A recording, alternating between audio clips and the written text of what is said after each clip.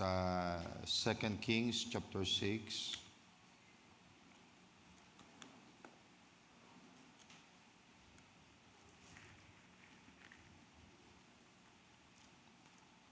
Second Kings chapter 6,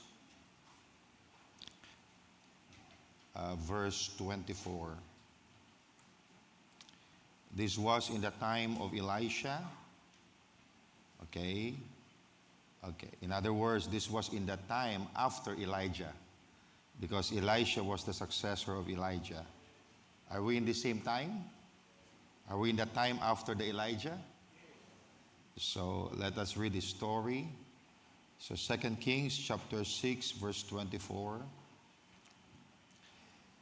And it came to pass after that Ben-Hadad, king of Syria, gathered all his hosts and went up and besieged Samaria. And there was a great famine in Samaria, and behold, they besieged it, until an ass head was sold for 80 pieces of silver, and the fourth part of a calf of dove's dung for 5 pieces of silver. And as the king of Israel was passing by upon the wall, they cried a woman unto him, saying, Help, my lord, O king. And he said, If the Lord do not help thee, when shall I help thee? Out of the barn floor, or out of the winepress? And the king said unto her, What aileth thee? And she answered, This woman said unto me, Give thy son, that we may eat him today, and we will eat my son tomorrow. And we boiled my son, and did eat him. And I said unto her on the next day, Give thy son, that we may eat him. And she had hid her son. And it came to pass, when the king heard the words of the woman, that he rent his clothes, and he passed by the wall, as he passed upon the wall. And the people looked, and behold, he had sackcloth within upon his flesh. And then said, God do so, and more also to me, if the head of Elisha, the son of Shaphat, shall stand on him this day. But Elisha sat in this house, and the elders sat with him in his house, and the elders sat with him. And the king sent a man before him, but ere the messenger came to him, he said to the elders, See ye now, this son of a murderer hath sent to take away mine head? Look, when the messenger cometh, shut the door, and hold him fast at the door. Is not the sound of his master's feet behind him? And while he yet spake with them, behold, the messenger came down unto him. And he said, Behold, this evil is of the Lord. What should I wait for the Lord any longer? And Elisha said, chapter 7, Hear ye the word of the Lord. Thus saith the Lord, Tomorrow about this time shall a measure of fine flour be sold for a shekel, and 2 measures of barley for a shekel in the gate of Samaria. Then a Lord on whose hand the king leaned answered the man of God, and said, Behold, if thou would make windows in heaven, might this thing be? And he said, Behold, thou shalt see it with thine eyes, but shalt not eat thereof. And there were 4 leprous men at the entering in of the gate, and they said one to another, Why sit we here until we die? If we say we will enter into the city, then the famine is in the city, and we shall die there. And if we sit still here, we die also. Now therefore come, and let us fall unto the host of the Syrians. If they save us alive, we shall live, and if they kill us, we shall but die. And they arose up in the twilight to go unto the camp of the Syrians. And when they come to the uttermost part of the camp of Syria, behold, there was no man there. For the Lord had made the host of the Syrians to hear a noise of chariots and a noise of horses, even the noise of great hosts. And they said one to another, Lo, the king of Israel had hired against us the kings of the Hittites and the kings of the Egyptians to come upon us. Wherefore they arose and fled in the twilight and left their tents and their horses and their asses, even the camp as it was, and they fled for their life. And when these lepers came to the uttermost part of the camp, they went into one tent and did eat and drink and carried thence silver and gold and raiment, and went and hid it, and came again and entered into another tent and carried thence also, and went and hid it. And they said one to another, We do not well. This day is a day of good tidings, and we hold our peace. If we tarry till the morning light, some mischief will come upon us. Now therefore come, that we may go and tell the king's household. Amen. Just read that part. Maybe we'll continue reading mamaya. And as we pray, nice kung alalahanin din natin si Pastor Marshall because he's going through some hard time because he's fighting with urinary bladder cancer. So alalahanin natin siya, mga kapatid, sa ating panalangin. I believe that kailangan natin ng panalangin ng bawat isa. So let us remember him as we pray. Panginoong Diyos, kami nagpapasalamat, Lord, sa iyong presensya sa aming kalagitnaan sa umagang ito.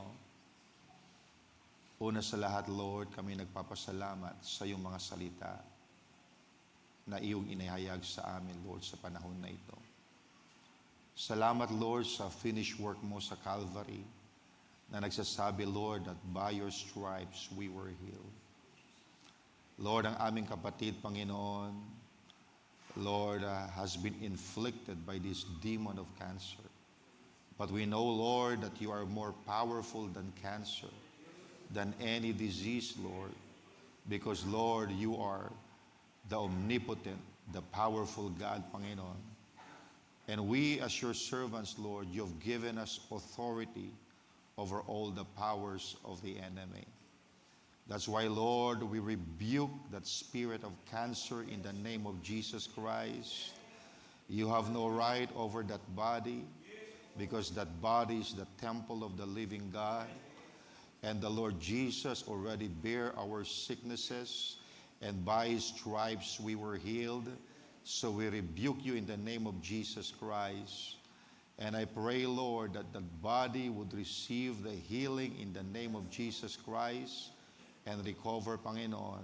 And I also pray that you would strengthen the faith of our precious brother, Pastor Marshall, Panginoong Diyos.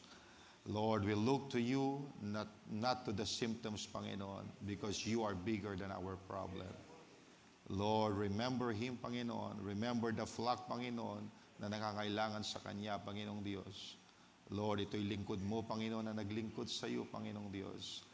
And I pray, Lord, that you will pour out your mercy of healing upon his body.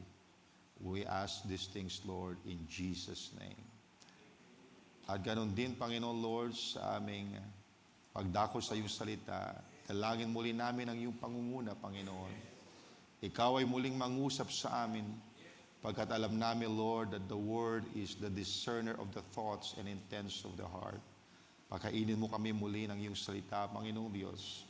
At nawa itong salitang ito ay maibaon sa aming mga puso, Ama, that it would bring forth the fruit or manifestation in our life. Lord, we are asking all these things in your most precious name, Jesus Christ, our King and Savior. Amen. Praise the Lord.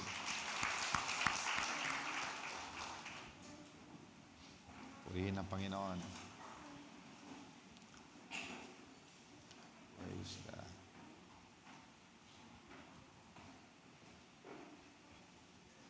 At tayo masaya? Amen. Salamat sa pagpapala na ating natanggap sa ating 3 days camp. And I believe na tayo ay nag-uumapaw sa kagalakan. And I believe that the Lord also has energized our faith. Purihin ang Panginoon. So mga kapatid, alam natin that we are living in a time when the world is shaking. Everywhere we look, we see trouble. Everywhere we listen, there is bad news. Nakita natin ang digmaan sa gitnang silangan. We see there is instability. There is uncertainty about tomorrow. At sa panahon natin ngayon, ramdam na ramdam ito ng ordinaryong tao. Kapag tumataas ang presyo ng fuel, hindi lang gasolina ang apektado, lahat sumusunod. Ang diesel nag-times 3 ng presyo. I think sa ibang lugar ay 170 plus. So, kapag tumaas ang fuel, lahat sumusunod. Tumataas ang pamasahe sa mga nag-commute ngayon. Hindi ko lang alam kung ilan lang yung binayad na pamasahe. Salamat sa Diyos kasi meron akong electric car. Hindi ko nararamdaman yung taas ng gasolina kasi nagcha-charge lang ako araw-araw. Pero nakita natin ang pagtaas ng fuel na apektuhan lahat. Tumataas ang pamasahe, tumataas ang presyo ng pagkain, tumataas ang halaga ng pangunahing pangangailangan. At habang tumataas ang presyo, marami rin ang pinapasok ng takot. And people began to ask, paano na kami? Kasya pa ba ito? O makakatawid pa ba kami sa mga susunod na araw? What will happen to our family? Will we still have enough for tomorrow? Na mga kapatid, totoo ito. Na hindi ito basta imagination lang o hindi ito drama lamang. This is the kind of pressure many people is carrying right now. May mga ama na tahimik lang. Pero sa loob nila, nag-iisip sila kung paano pagkakasyahin ang kinikita. May mga ina na nakatingin lamang o may mga ina na nakatingin sa laman ng kusina. At habang binibilang nila kung ano pa ang natitira, habang ini-inventory nila yung nandoon sa kanilang kusina, may mabigat na tanong sa kanilang puso, Panginoon, paano kami bukas? May mga manggagawa na kahit sumasahod naman, parang hindi sapat ang dating sapat. So there are people who smile in panic, but cry in private because of the pressure of provision. At sa ganitong panahon, ang kaaway gustong gamitin ang sitwasyon para palitan ang faith ng fear, ang confidence ng anxiety, at ang trust sa Diyos ng panic sa puso. But I came today with a burden from the Lord. Alam niyo mga kapatid, itong kwentong at aking binasa ngayon, dahil I remember one time, kami naglalakad ni Sandra doon sa Bahrain. And as we are walking, habang kami nag-walking to exercise, we were making declarations concerning the promises of God. At nakikita namin yung mga bagay na nangyayari sa mundo. Then habang kami nag-uusap at nag-sharing, we came into this story. Naalala namin itong kwentong ito. Sabi ko, I'd like to preach that sa church. Nais kong balikan yung kwento na yan. I preach it sa Bahrain at nais kong daanan ngayong umaga sa atin. So, I came today with a burden from the Lord. Now, hindi ako pumunta rito para lalo kayong takutin. I did not come to magnify the crisis. I did not come to preach panic. I did not come to analyze the economy like an economist. I come to declare the word of the Lord. In such a time like this, I come to declare the word of the Lord. Because when the world enters a season of famine, God does not enter a season of shortage. Nauulitin ko yan, mga kapatid. Kapag ang mundo ay pumapasok sa panahon ng taggutom, ang Diyos natin ay hindi pumapasok sa panahon ng kakulangan.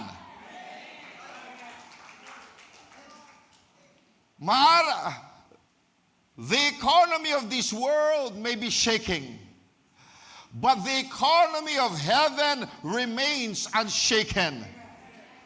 Maaring bumabagsak ang sistema ng tao, pero ang pangako ng Diyos hindi bumabagsak.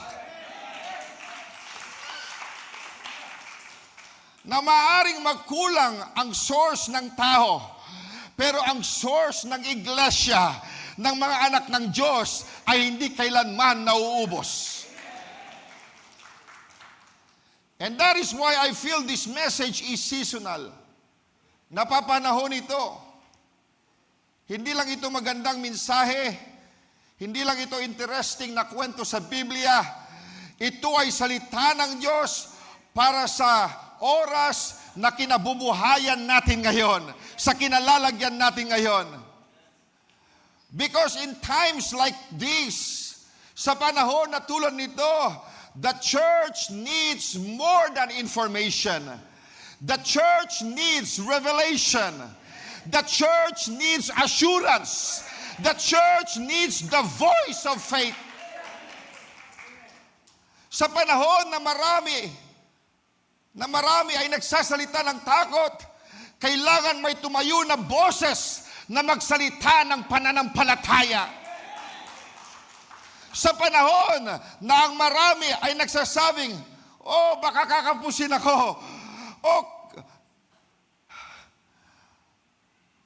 Baka hindi na namin kaya. Amen. Sa mga panahon na ang mga tao ay nagsasabi ng mga salitang tulad niyan, kailangan may magsasabi, ang Diyos ay nananatiling tapat sa panahon na ito.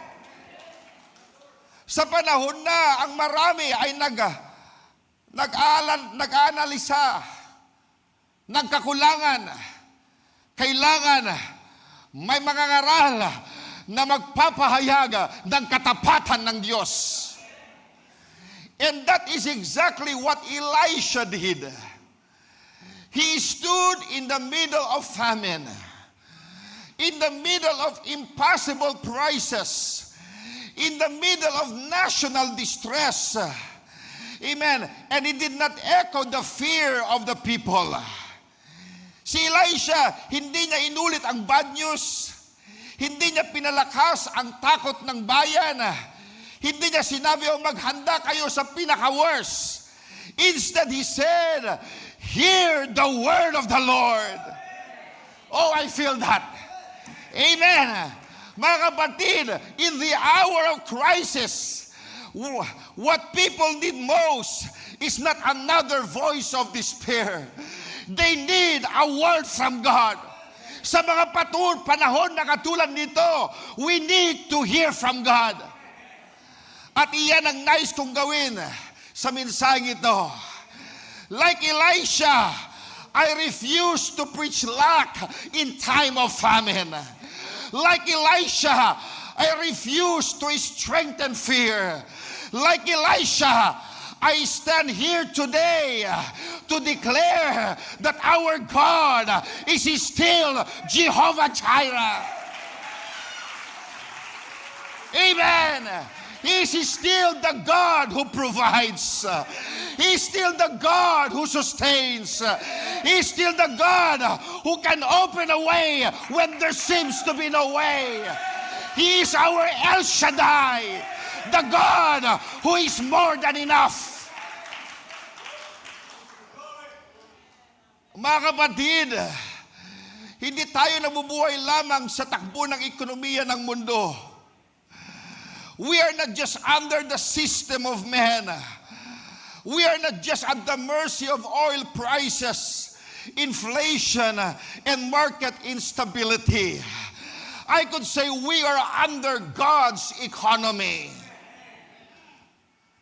And God has already given us a promise. Philippians 4:19 says, amen, but my God, amen, that's your God, our God, but my God shall supply all your need according to His riches in glory by Christ Jesus. Amen, ganyan ang ating supply. He will supply your need not according to the economy ng ating bansa, not according to the money you have in the bank, not according to your salary, but He will supply all your needs according to the supply in heaven, according to His riches in glory by Christ Jesus. Now, hindi sinabi ng Bible, my God shall supply some of your need. Hindi sinabi ng Bible, my God shall supply your need only in good times. But it says, my God shall supply all your need. Hallelujah! All means all. Lahat ng pangangailangan. Sa panahon ng kasaganaan, amen, Diyos pa rin ang ating source. Amen, sa panahon ng kahirapan, Diyos pa rin ang ating source. Sa panahon ng kakapusan, Diyos pa rin ang source. And I want to say this with holy boldness today. Amen. Your situation may be under pressure, but your God is not under pressure. Amen. Your pocket may be limited, but your provider is unlimited. Your source may look small. Amen. Or I could say your resources may look small, but your source is still great. Even God is our source. Alam nyo,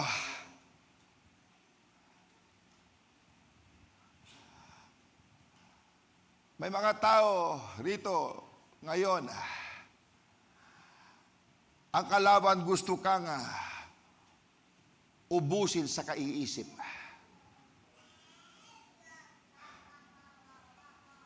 Gusto kang ipuyat ng takot. Gusto kang ikulong ng tanong na, paano na bukas? But the Lord sent His word today to silence fear and to awaken our faith.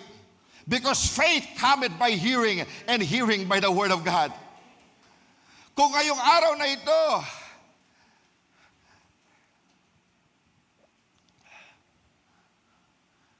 naparito tayo para makinig ng salita ng Panginoon. Kaya ngayong araw, hindi tayo makikinig sa boses ng kakulangan. Makikinig tayo sa boses ng Panginoon. Hindi tayo papayag ng ating puso ay sakupin ng takot. We will allow the Word of God to establish our hearts again. So today, I preach this message, God's supernatural provision in times of famine. God's supernatural provision in times of famine. And we read a story. It was the days after Elijah. It was in the time of Elisha when Samaria was besieged by the Syrians. At nais kong pakinggan nyo ito. Hindi lamang gamit ang iyong pandinig, kundi gamit ang inyong espiritu.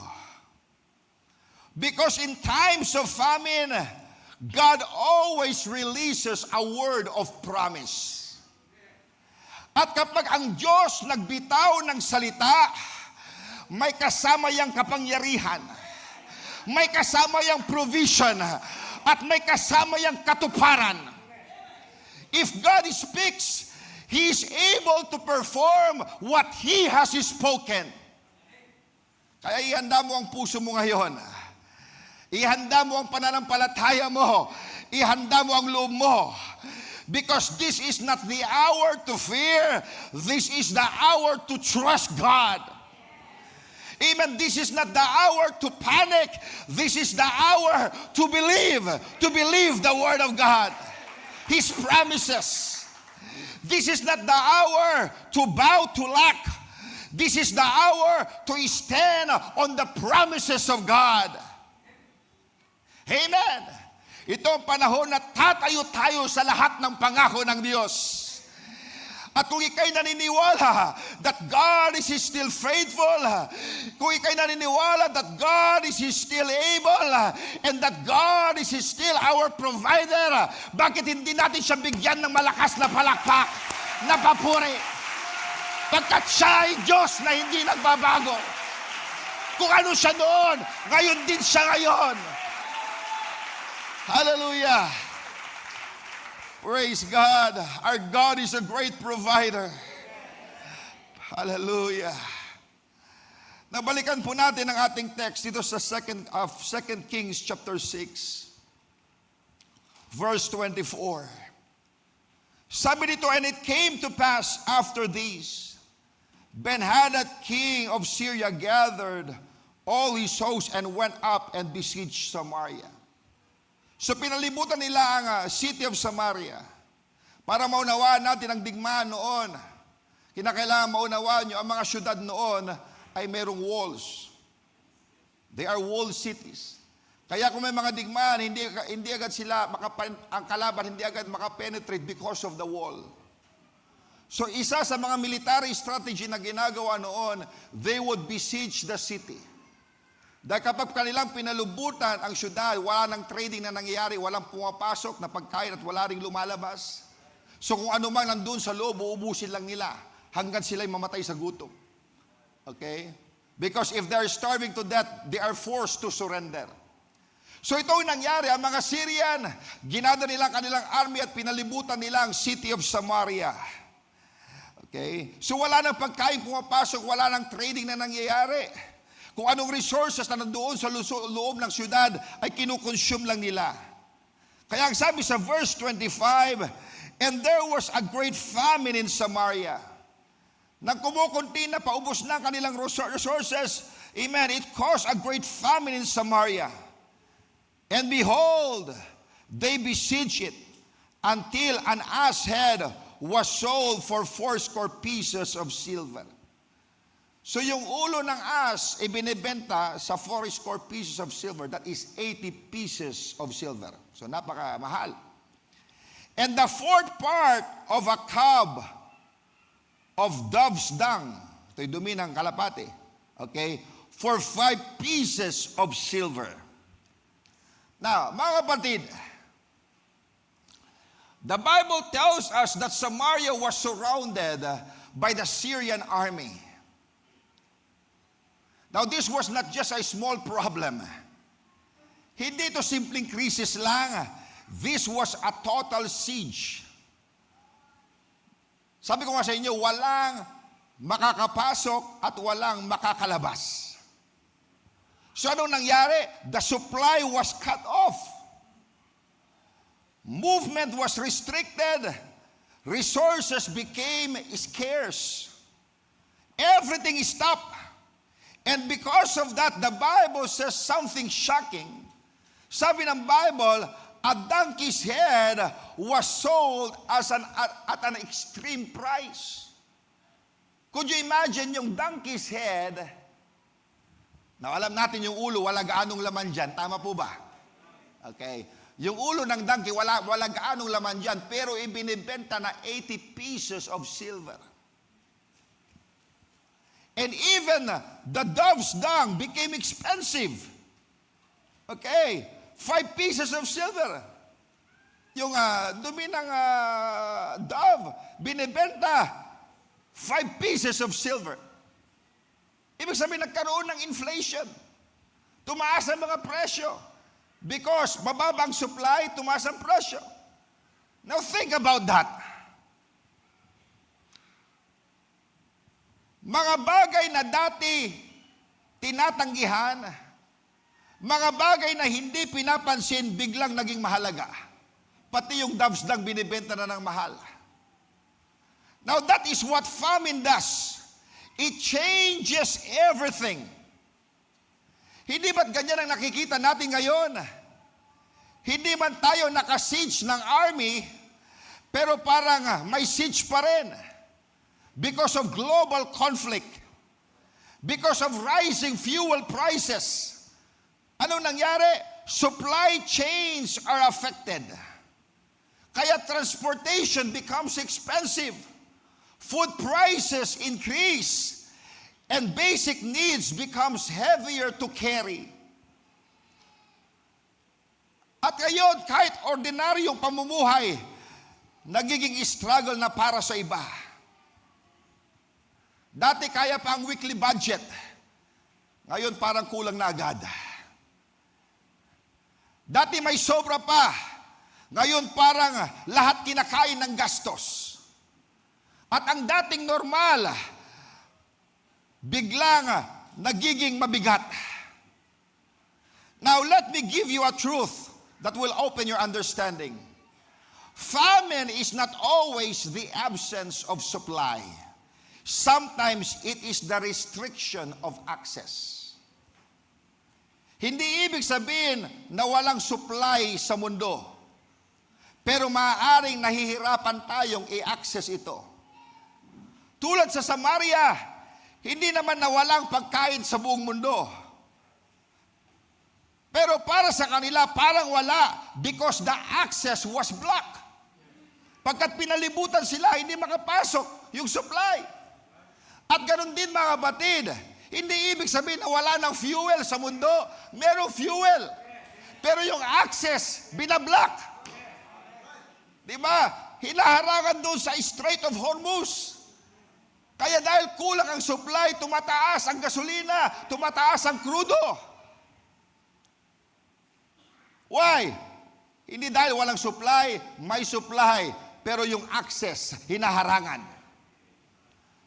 But here is something we must understand carefully. The famine in Samaria was not because God stopped providing. Naulitin ko yan.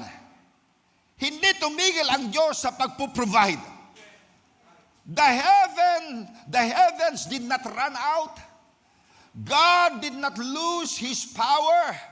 God did not say, I will no longer supply.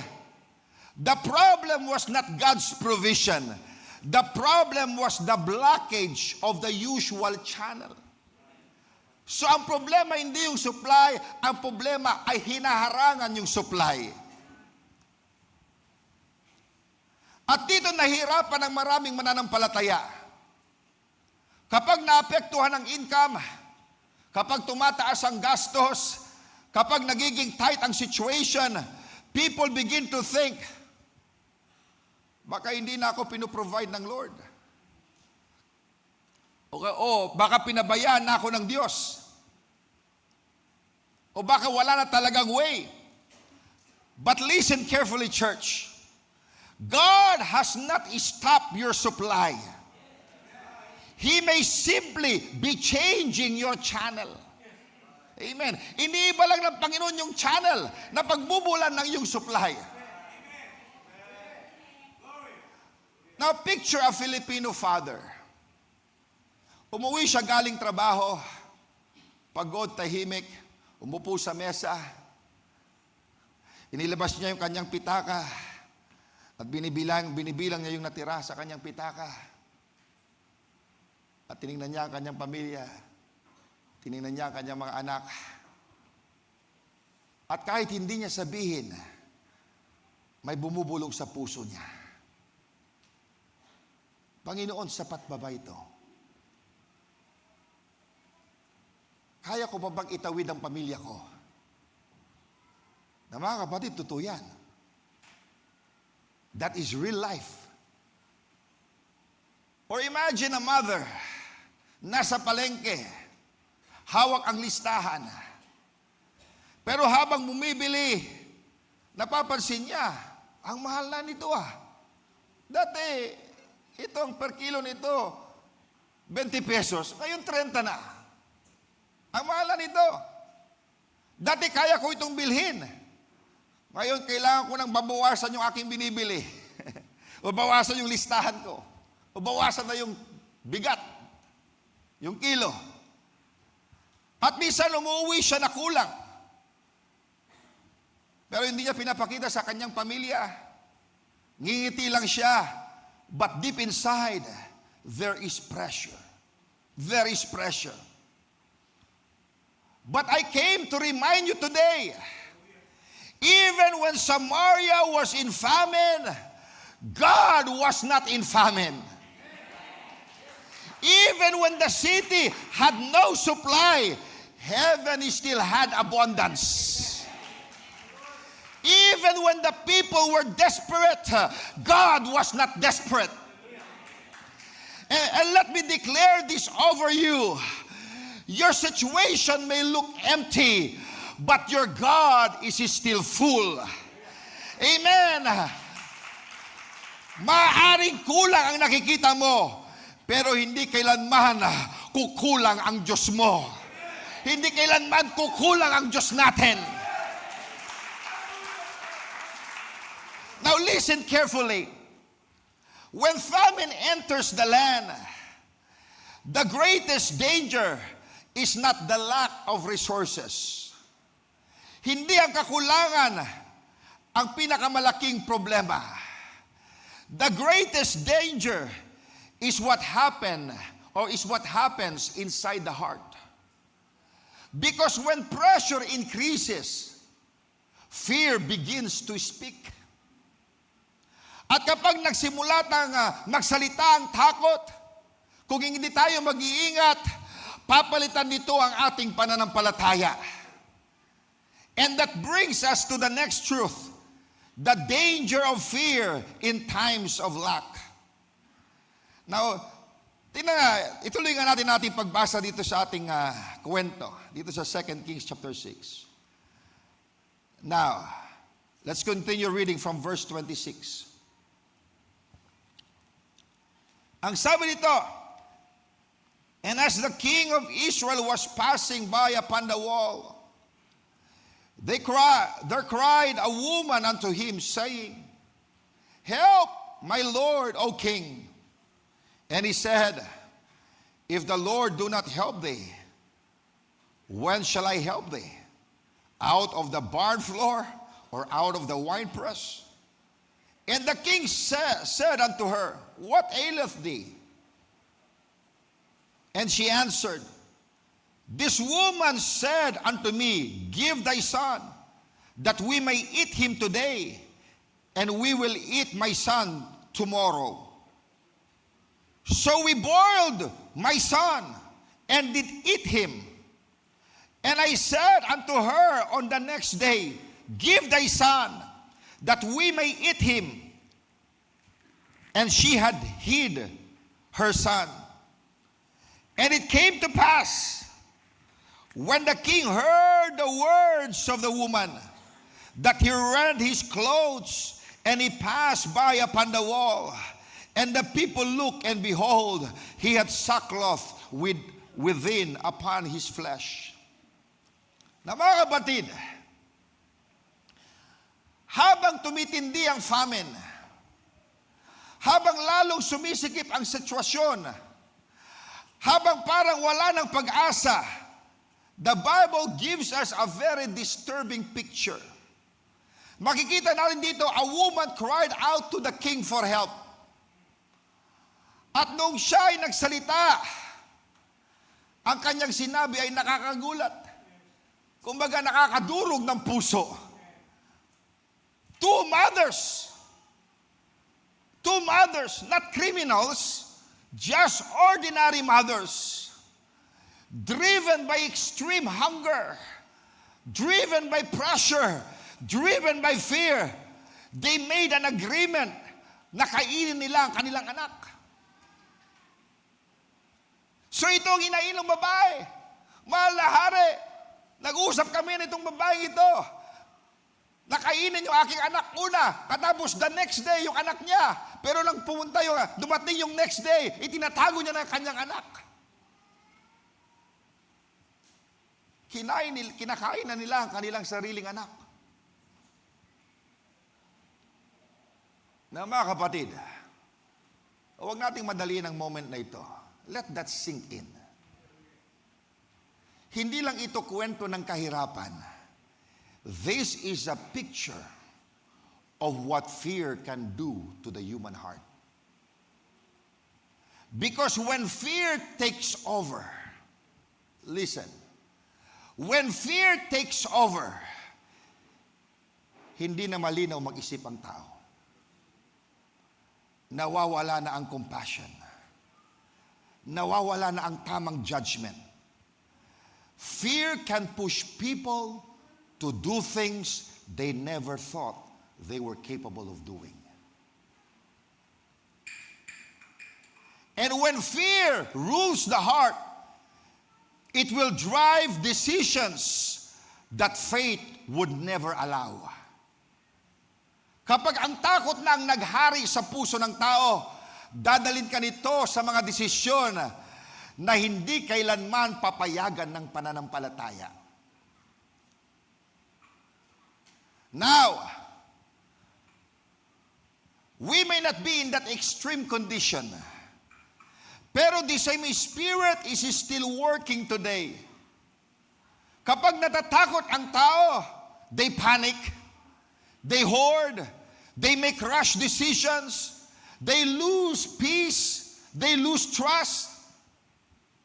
May mga tao ang nagsasabi, kailangan ko unahin ang sarili ko. That is self-preservation. Hindi na ako makakapagtiwala pa. Kailangan kong siguraduhin kahit papaano. At hindi nila namamalayan. Slowly, quietly, fear begins to replace faith. Now let me bring this closer. Hindi man tayo kumakain ng laman ng anak.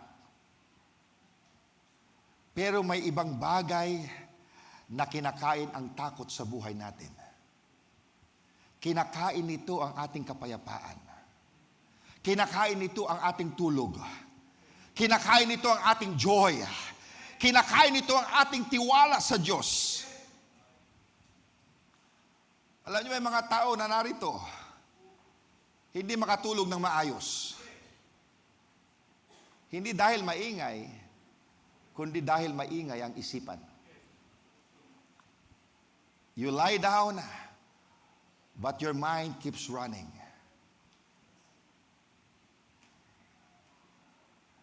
Paano kung mas lumala pa? Paano kung mawalan ako? Paano kung hindi ko kayanin? Paano kung mawalan ako ng trabaho? At habang nagpapahinga ang katawan, ang puso niya ay pagod na pagod. Now watch this. When the king heard the situation, sabi sa Bible, he tore his clothes in anguish. Pero imbis na lumapit sa Diyos, he became angry. He lost confidence in God. Sabi niya, why should I wait for the Lord any longer? Sa madaling salita, wala nang mangyayari. Hindi nakikilos ang Diyos. Hindi na ako maghihintay. Ibig sabihin, nawalan na siya ng pag-asa sa Diyos. Na mga kapatid, this is the danger of prolonged pressure. Kapag parang ang tagal nang walang sagot, kapag parang hindi nagbabago ang sitwasyon, kapag parang tahimik ang langit, the enemy begins to whisper, hindi ka na sasagutin ng Diyos. Hindi ka natutulungan ng Diyos. Wala nang pag-asa. Nag-iisa ka na lang. And if we are not careful, we begin to believe that lie of the devil. But let me say this clearly and boldly. The greatest danger in famine is not empty shelves. It is an empty heart that has lost trust in God. Amen. Ayan ang greatest danger sa panahon ng famine, ay ang puso na nawalan ng tiwala sa Diyos. The moment you stop expecting God to move, you have already surrendered to the situation. Pero tinan niyo sinabi ng Scripture sa Philippians 4 verse 6, be anxious for nothing. Huwag tayong mag-alala sa anumang bagay. God doesn't want us to worry. In such a time like this, be anxious for nothing. At ang sabi ni David sa Psalm 37, verse 25, I have been young, and now I'm old. Yet have I not seen the righteous forsaken, nor his seed. Ibig sabihin, yung kanyang mga anak, nor his seed, begging for bread. Bata ko noon, ngayon matanda na ako ngayon. But I've never seen a righteous forsaken. Mga kapatid, you are righteous in the sight of God. God will not forsake you. At hindi hahayaan ng Diyos na maging ang iyong mga anak ay mamilimos ng kanilang kakainin. Mga kapatid, hindi nagbabago ang Diyos. Kung hindi kanya pinabayaan noon, hindi kanya pababayaan ngayon. Hallelujah! But listen carefully. Fear may be loud, but it has no authority over a heart that truly trusts God. Ang takot ay maingay, pero powerless ito kung ang puso ay nakakapit sa Panginoon. Now, I want you to say this with me. Repeat after me. I refuse to be ruled by fear. Hindi ako papayag natakot ang magdidikta sa buhay ko. My trust is in the Lord. Ang Diyos ang aking provider. Yes, He is. Purihin ang Panginoon.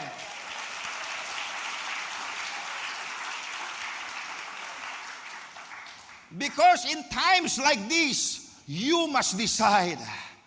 Will you believe the situation or will you believe the Word of God? Maniniwala ka ba sa nakikita mo o maniniwala ka sa sinasabi ng Diyos, sa pangako ng Diyos? And here is where everything begins to change. Because right in the middle of fear, right in the middle of famine, right when people are about to give up, God releases a word. Hindi salita ng takot, hindi salita ng pagkatalo, kundi salita ng pangako. Hallelujah! When fear is screaming the loudest, God's word is about to speak the strongest. Amen. Now, tingnan natin ang salita ng Panginoon sa chapter 7, verse 1. Okay, chapter 7, verse 1. Then Elisha said, hear ye the word of the Lord. Thus saith the Lord, tomorrow about this time shall a measure of fine flour be sold for a shekel, and 2 measures of barley for a shekel in the gate of Samaria. The Bible said, then Elisha said, hear the word of the Lord. Now picture this, mga kapatid. The city is in famine. The people are desperate. Fear is everywhere. And the king has already lost hope. Wala nang solusyon sa natural. Wala nang makita na paraan. Wala nang maasahan ng tao. And right in that moment, a man of God stands up. A man of God stands up. Hindi siya sumabay sa takot. Hindi siya nakisama sa panic. Hindi siya nag-analyze ng problema. He spoke the word of the Lord. Amen to that. When the situation is at its worst, God's word is still at its strongest. Kahit gaano kalalang sitwasyon, hindi humihina ang salita ng Diyos. At sabi ni Elisha, tomorrow about this time, a measure of fine flour to be sold for a shekel. Anong ibig sabihin na yan? Ibig sabihin magkakaroon ng abundant supply. Kasi ayan ang law of supply and demand. Pag maraming supply, bumabagsak ang presyo. Kung mababa ang supply, mataas ang demand, mataas ang presyo. Pero sabi niya, a measure of fine flour. Magandang klaseng harina, fine flour. Ibebenta lang for a shekel. Ibig sabihin, magkakaroon ng maraming supply kasi babagsak ang presyo.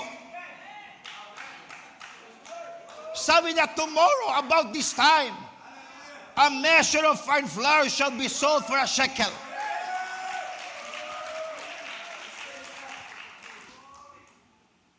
Now think about that. May famine ngayon. Pero sinasabi niya, may abundance bukas. May kakulangan ngayon. Pero sinasabi niya, may supply bukas. May impossibility ngayon. Pero sinasabi niya, magbabago agad. And Elisha did not say, after many months. He did not say, oh, slow recovery. He said, tomorrow. Amen. Mga kapatid, God always has a word of promise in times of famine. Hindi tahimik ang Diyos sa krisis. Hindi nawawala ang Diyos sa problema. Hindi nalilito ang Diyos sa sitwasyon. God speaks, God declares, and God releases a word.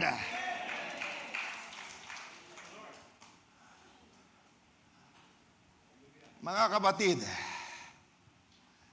sa gitna ng takot, sa gitna ng kakulangan, sa gitna ng lahat ng naririnig natin sa mundo, kailangan may tumayo. Kailangan may tumayo. Kailangan merong magsalita. Hindi lahat sasabay sa takot. Hindi lahat magpapa-apekto sa sitwasyon. May mga tatayo sa pananampalataya. May mga magsasalita ng salita ng Diyos. At ngayong umaga, mga kapatid, like Elisha, I refuse to be silent in a time of famine. Amen. Hindi ako tatahimik sa panahon ng kakulangan. I refuse to echo fear. Hindi ko uulitin ang sinasabi ng takot. Amen. I refuse to preach lack. Hindi ko ipapangaral ang kakulangan. I stand here today as a servant of the living God to declare the word of the Lord. Hallelujah! And the word of the Lord is good news. Amen! Gospel is good news.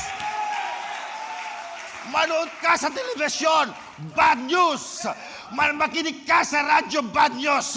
Pumunta ka dito, makinig ka ng salita ng Diyos, good news. And I am here to declare the word of the Lord.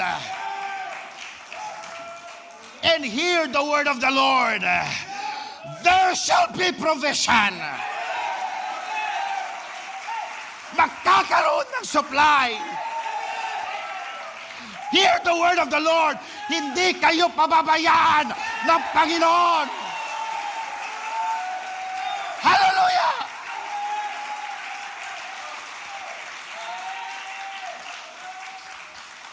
You may hear bad news outside, pero ngayong araw na ito, you are hearing a different report. Hindi ulat ng inflation, hindi ulat ng krisis, kundi ulat ng katapatan ng Diyos. Hindi ulat ng ekonomiya, hindi ulat ng mundo, kundi ulat ng langit.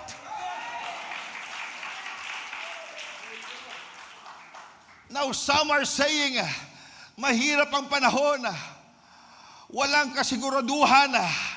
But I declare, our God is faithful. Amen. Ang Diyos ay mananatiling tapat. Amen to that.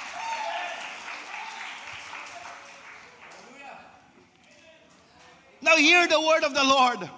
Philippians 4:19. My God shall supply all your need. Psalm 34 verse 10. They that seek the Lord shall not lack any good thing. Do you seek the Lord? Hindi kayo magkukulang na anong pa bang magagandang bagay.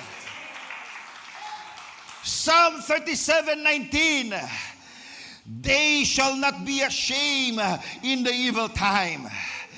And in the days of famine, they shall be satisfied. Mga kapatid, ang mensahe ng Diyos sa atin, hindi ka magugutom sa panahon ng famine. Masasatisfy ka pagkat tutugunan ng Diyos ng langit ang iyong pangangailangan. Hindi ka papabayaan ng Panginoon. Kung mga ibon sa parang, kung yung mga raven pinapakain ng Ama sa langit, hindi higit ka pa sa mga ibon. Amen. Ipoprovide ng Diyos ang iyong pangangailangan. In the days of famine, they shall be satisfied. Mga kapatid, hindi ito suggestion. These are the promises, unfailing promises of God. And let me say this clearly. God's word does not adjust to your situation. Your situation must adjust to God's word. Hindi bababa ang salita ng Diyos para umayon sa problema mo. Ang problema mo ang kinakailangang umayon sa salita ng Diyos.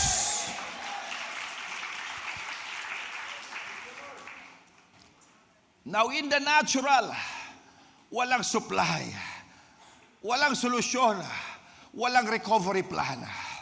But in the supernatural, God already had provision prepared. Before the famine began, God already made a way for the provision. Mga kapatid, hindi nahuli ang Diyos. Hindi siya naghahabol. Nauna na siya. Do you believe that? Now, imagine this. You check your account. Insufficient fund. Hindi sapat. But then another message comes. Deposit successful. Mga kapatid, yung first message is your situation. Insufficient fund. Amen. Amen. But the second, amen, is the message of God's word. Hallelujah. Meron tayong deposito. Hindi mauubos ang ating deposito.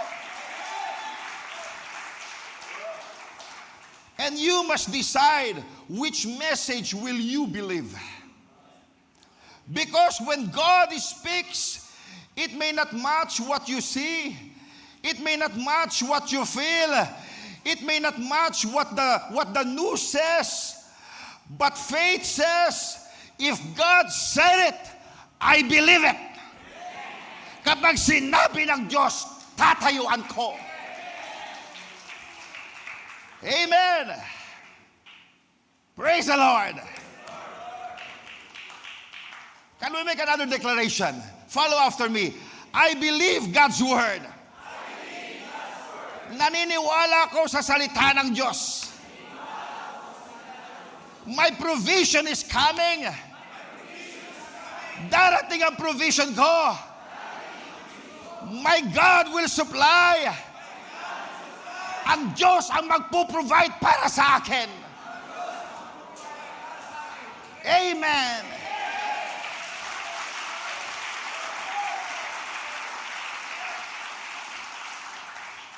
Now listen carefully.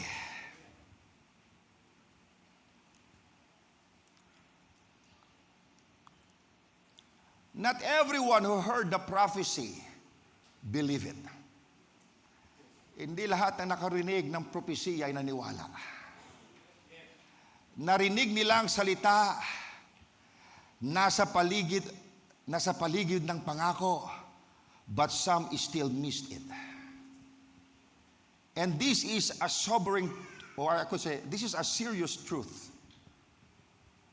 You can hear the word, you can be in church, you can even say amen, and still miss the provision because of unbelief. Now the word was released, but the response of the heart determined the outcome. Tingnan nga natin ang nangyari sa verse 2, chapter 7, verse 2. Okay. In verse 1, Elisha declared the word of the Lord. At tingnan natin naging reaction dito sa verse 2. Then a Lord, on whose hand the king leaned, answered the man of God and said, Behold, if the Lord would make windows in heaven, might this thing be? And he said, that is Elisha, and Elisha said, Behold, thou shalt see it with thine eyes, but shall not eat thereof. Now, ito yung isang officer ng hari. Ang sabi niya, Behold, nang napakinggan niya yung prophecy ni Elisha, Behold, if the Lord would make windows in heaven, might this thing be? Now catch this now. The word is already been released. Sabi ni Elisha, tomorrow there will be an abundance. Tomorrow there will be provision. Nabitawan na ang pangako, narinig ng mga tao, but immediately, may isang boses na sumagot. Hindi galing sa labas, kundi galing sa loob mismo ng kampo. The officer said, even if God opened the windows of heaven, this cannot happen. Now think about that. Hindi niya itinanggi ang Diyos, pero kine-question niya ang mangyayari. Kasi napakahirap paniwalaan yung propesya ni Elisha. Ngayon, inflation, kinabukasan, baliktad na. For just a short time. So, kine-question niya ang mangyayari. Sa madaling salita, ang sinasabi niya, maaaring kaya ng Diyos, pero hindi ngayon. O hindi bukas. Maaaring gagawin ng Diyos, pero hindi ganito. Now, unbelief does not always reject God. Sometimes it just limits Him. Hindi laging itinatanggi ng unbelief ang Diyos. Minsan, nililimitahan lang nito ang kaya niyang gawin sa ating buhay. Kaya mga kapatid, unbelief is dangerous. Because it sounds reasonable, mukha itong logical, parang may sense, parang tama. It says, tingnan mo ang sitwasyon. Tingnan mo ang presyo ng fuel ngayon. Tingnan mo ang economy. At unti-unti, pinapaniwala ka nito na imposible ang sinasabi ng Diyos.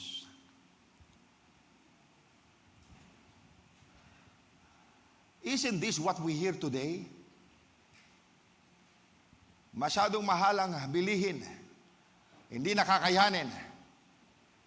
Paano na matutugunan ng pangangailangan? At kung hindi ka mag-iingat, kahit believer ka, kahit nagsisimba ka, papasok ang boses na yun sa iyong puso. Na mga kapatid, you can be close to the promise and it still miss it because of unbelief. Malapit ka na, naririnig mo na, nasa paligid ka na ng himala, pero pwede mo pa ring mamiss kung hindi ka naniniwala.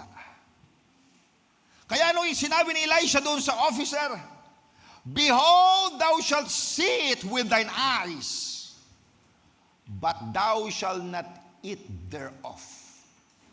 Makikita mo, pero hindi mo matitikman.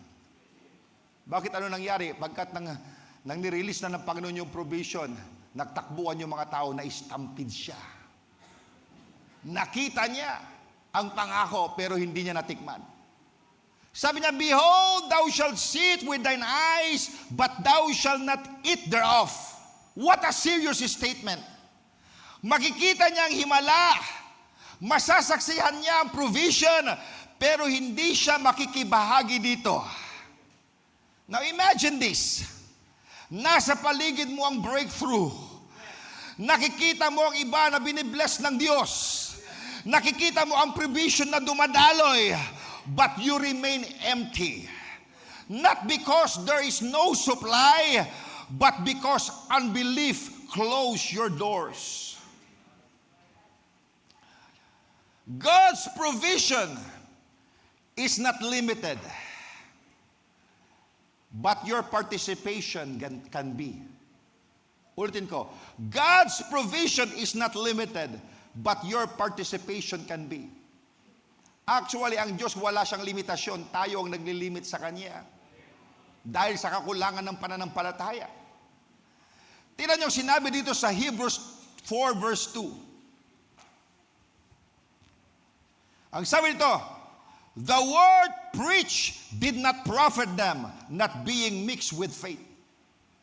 Yung mga Israelita sa ilang, nangaral si Moses sa kanila, pero yung salita ng Diyos, walang pakinabang sa kanila pagkat hindi hinaluan ng pananampalataya. Nang ibig sabihin, mga kami, walang saysay na mapakinggan mo ang salita ng Diyos kung hindi ka manampalataya, kung hindi ka maniwala. Why? Pagkat hindi magiging realidad ang salita ng Diyos sa iyo.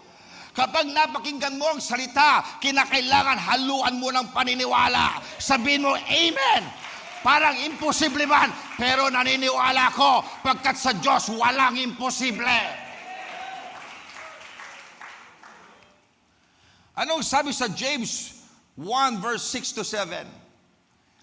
He that wavereth, let not that man think that he shall receive anything from the Lord. Kung ikaw raw ay nagwe-waver, naniwala ka, maya-maya, nagdududa ka na, okay, huwag ka nang umasa na makatanggap sa Diyos. Amen. Ibig sabihin, mga kapatid, if you want to receive from God, you must hold fast the confession of your faith, nothing wavering. Amen. Kinakailangan stable ang ating pananalig, pananampalataya. Now, let me bring this very personal. Ano ang mas pinapaniwalahan mo? Ang sinasabi ng Diyos o ang nakikita mo? What voice is louder in your heart? The voice of the economy or the voice of God? Kapag may naririnig kang pangako, may sumasagot ba agad sa loob mo na nagsasabi, parang imposible naman yan. Because sometimes, hindi ka naman vocal na nagda-doubt, pero sa loob mo, may hesitation, may reservation, may baka hindi para sa akin. At iyan ay unbelief. Iyan ang unbelief. Amen. Kaya kapag pumapasok ka sa mo, I reject unbelief. Tinatanggihan ko ang duda. I silence every voice of doubt. I choose to believe the Word of God. Mas piliin natin na paniwalaan ang salita ng Diyos. Pagkat ang salita ng Diyos hindi nagbabago. Yung sitwasyon mo, kayang baguhin ng salita ng Diyos. Amen. Because faith is not pretending. Faith is choosing to stand on what God said, even when everything around you says otherwise. Now here is the beauty of this story. Even though some doubted, God is still moved. Even though unbelief was present, God is still prepared provision. Akala nyo ba kung mayroong isa, dalawa na nagdududa dito, hindi na itutuloy ng Panginoon, itutuloy niya pa rin, pagkat meron pa rin siyang pagbibigyan. At ito ang gusto kong makita ninyo. Hindi nakadepende sa sistema ng tao ang provision ng Diyos. Hindi nakadepende sa perfect condition ang kilos ng Diyos. When man sees no way, God creates a way. Now, ituloy natin yung kwento. Verse 3, chapter 7.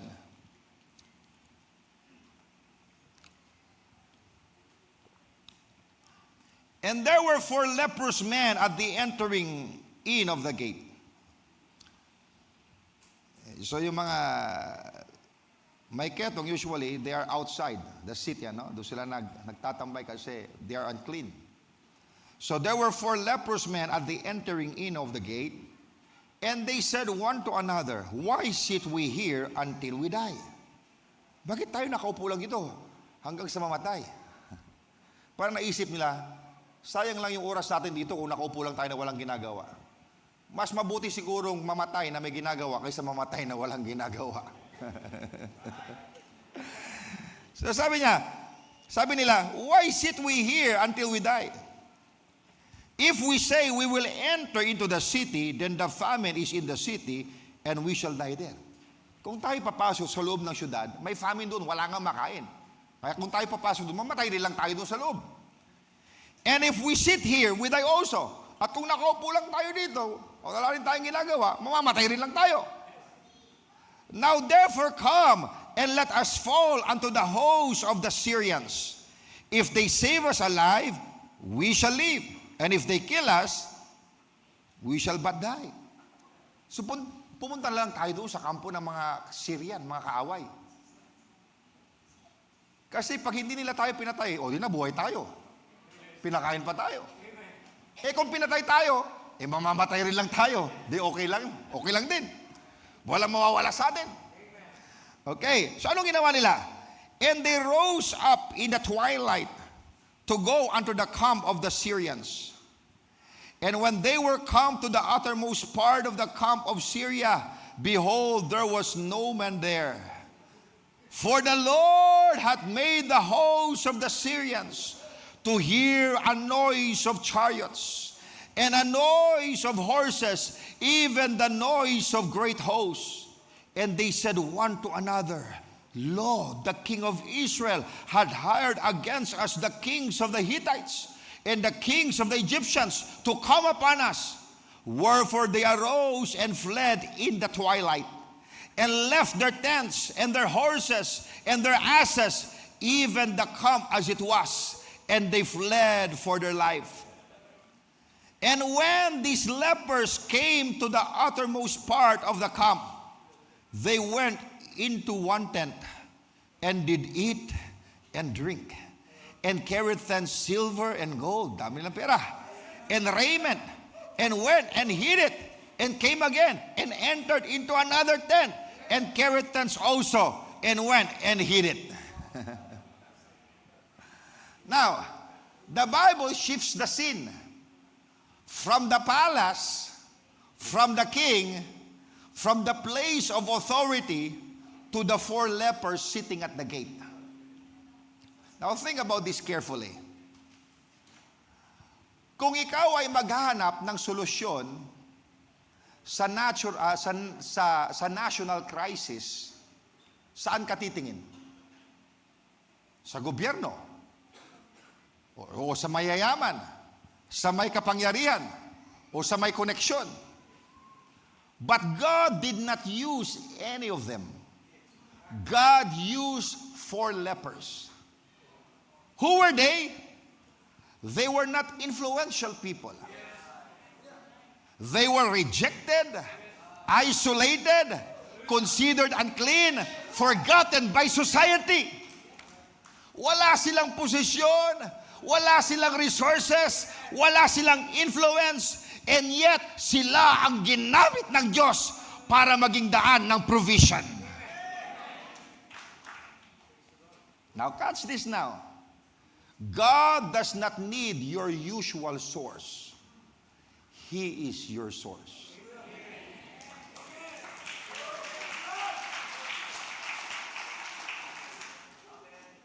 Hindi kailangan ng Diyos ang nakasanayan mong pinanggagalingan.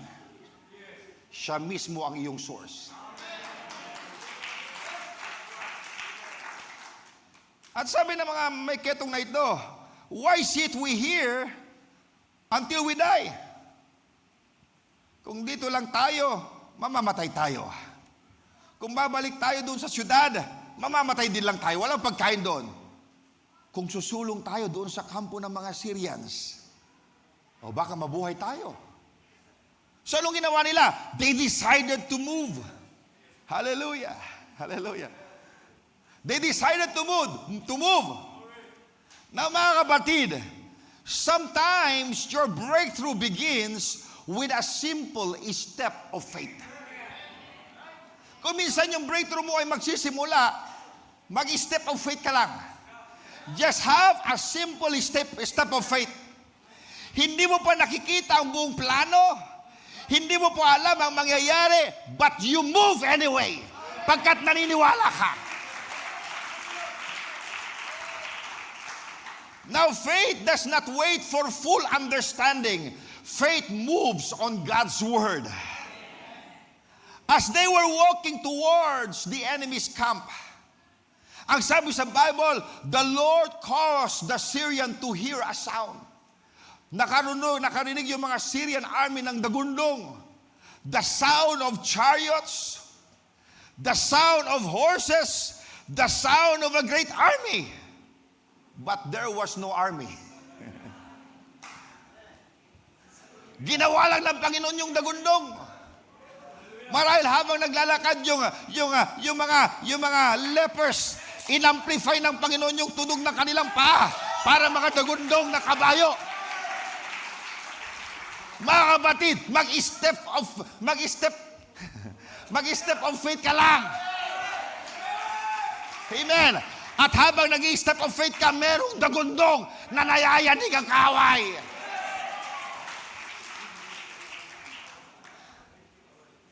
So ano nangyari? God created a sound that they could not produce. What you cannot produce, God can create. Ang hindi mo kayang gawin ng Diyos. At dahil sa tunog na yun, the enemy panicked, the enemy ran away. They left everything behind. Lahat ng meron sila iniwan nila. Lahat ng pagkain nila iniwan nila. Lahat ng pera nila, silver and gold, iniwan nila. Lahat ng mga damit, mga hayop nila, iniwan lahat nila. And suddenly, provision was already prepared. Naihanda na yung provision. Before the people in the city even knew, God had already solved the problem. Yung mga tao doon sa siyudad, pinag-uusapan, wala na akong kakainin bukas. Habang pinag-uusapan nila ang problema, amen, bago pa nila malaman, meron ng solusyon ang Diyos. Habang ikaw ay nag-aalala, ang Diyos ay kumikilos na.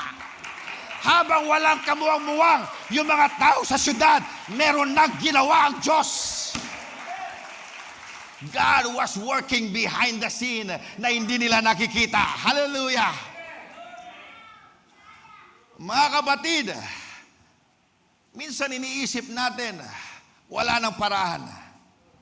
Dahil wala sa trabaho, dahil kulang ang kita, dahil sarado ang opportunity. But God is not limited to that.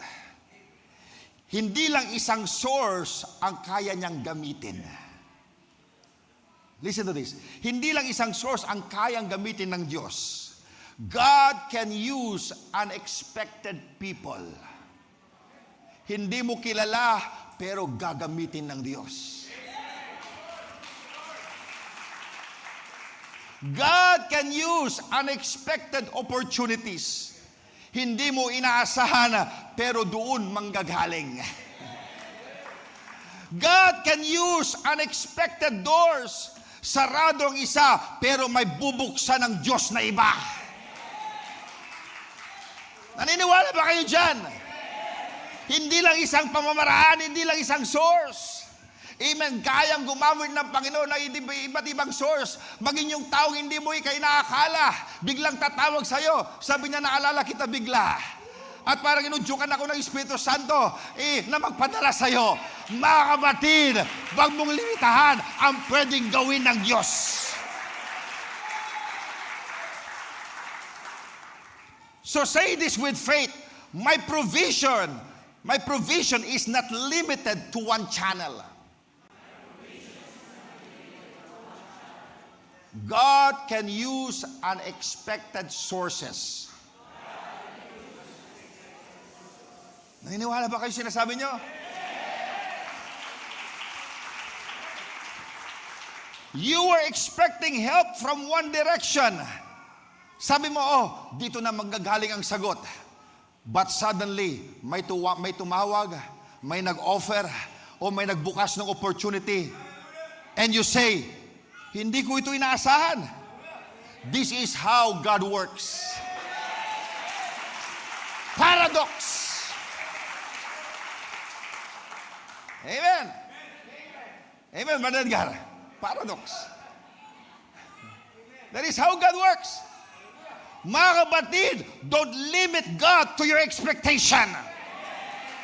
Mas malaki ang Diyos kaysa iniisip mong paraan. Mas malawak ang kilos niya kaysa sa plano mo.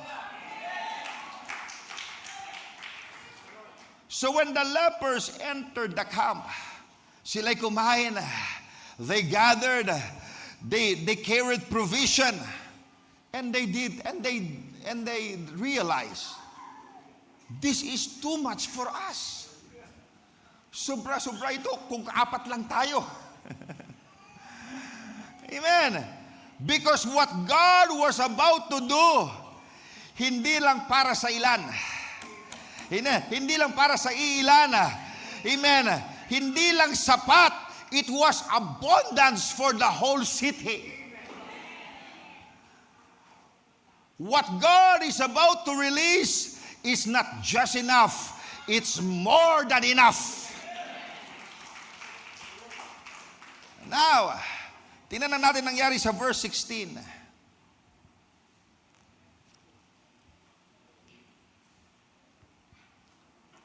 And the people went out and he spoiled the tents of the Syrians. Nang ibinalita sa kanila, nagtakbuhan yung mga tao to spoil the tents of the Syrians.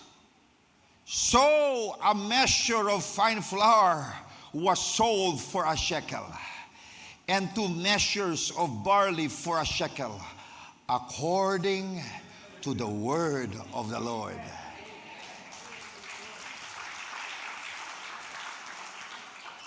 Naglabasan yung mga tao to spoil the tents of the Syrians.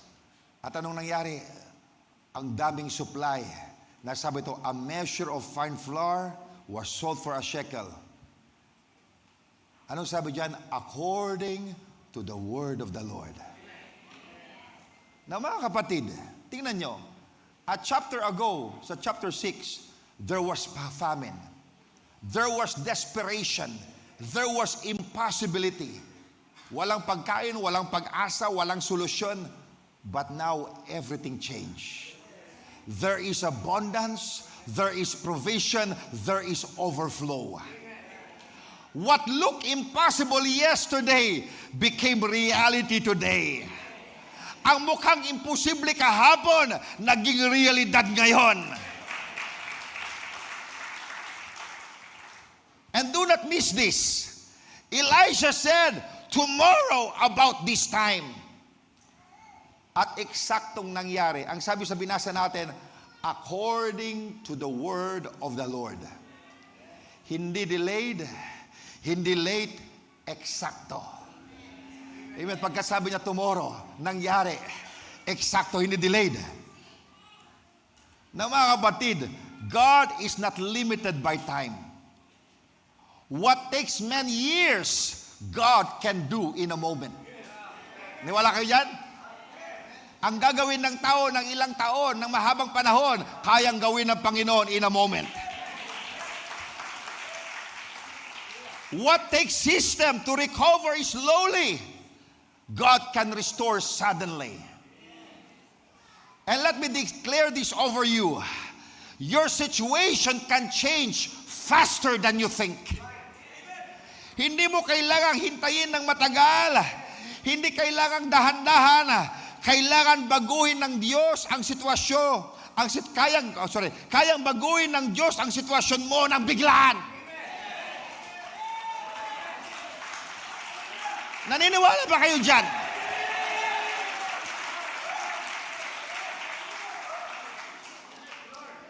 Isang gabi si Joseph nasa bilangguan, the next day, he is the right hand of Pharaoh ruling over Egypt.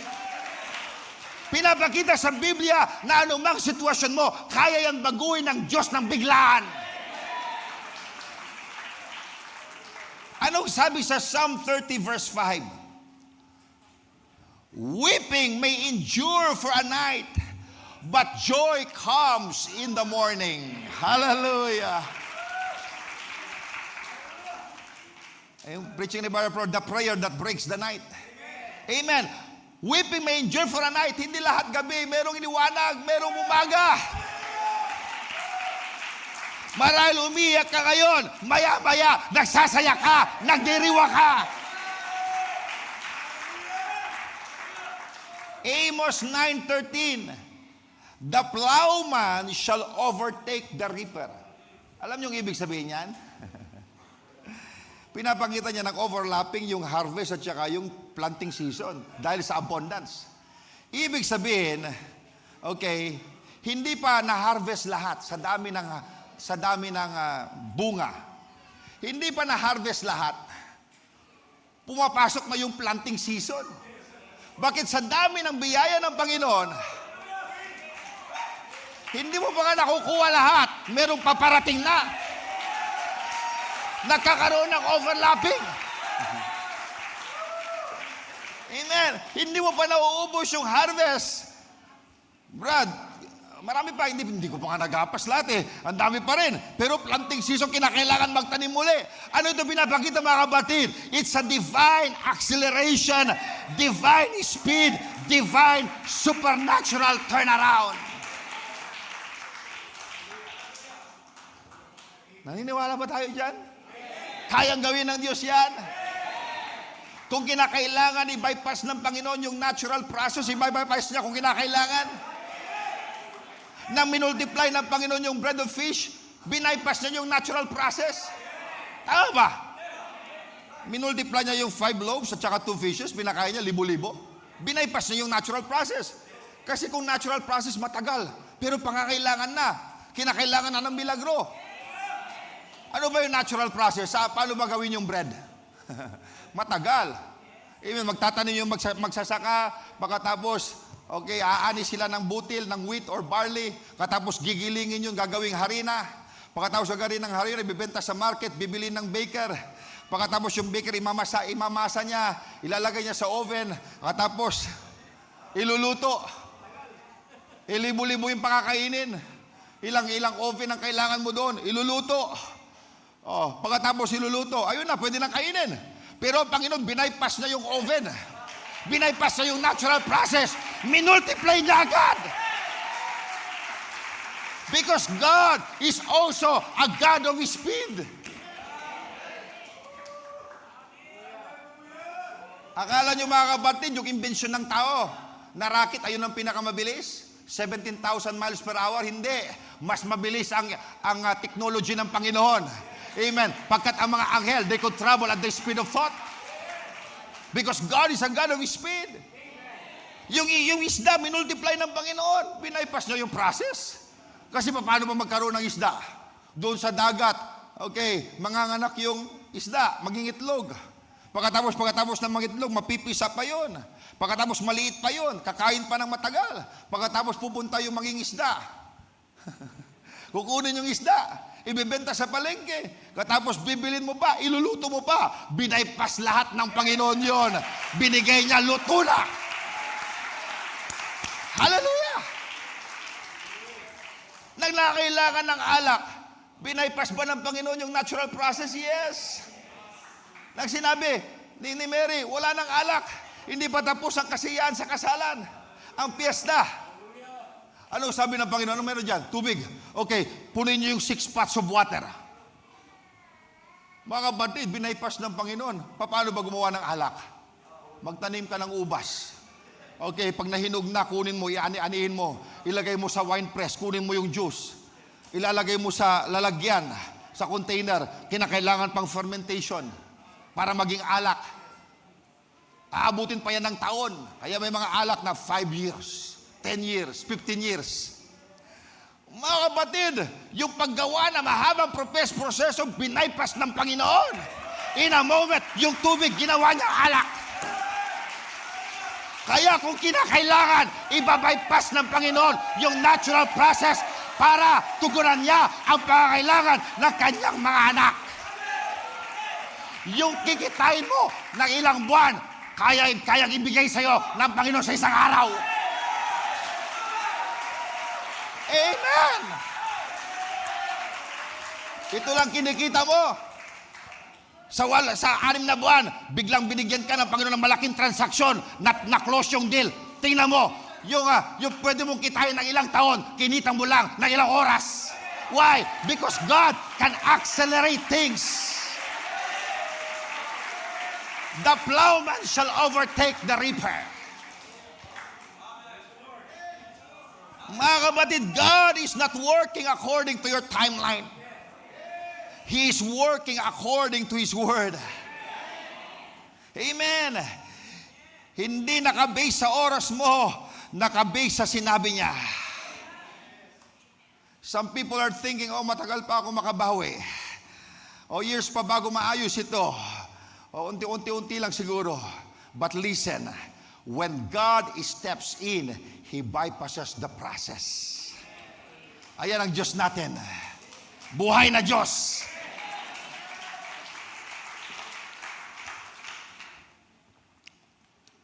So have you ever experienced this? Matagal ka naghihintay, parang walang nangyayari. Then suddenly, one call, one opportunity, one open door, and everything changed.